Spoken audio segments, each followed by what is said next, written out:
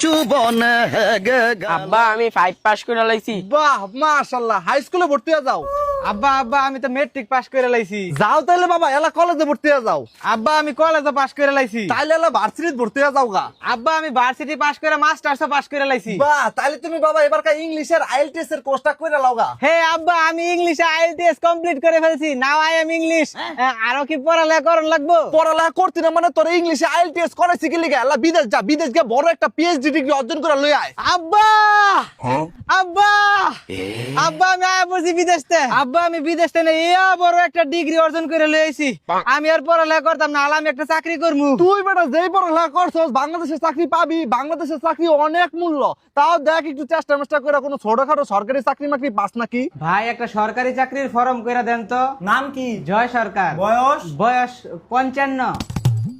হইবি, আপনার কি চাকরি করানোর বয়স আছে? আপনার তো পেনশন লোনের বয়স হয়ে গেছে।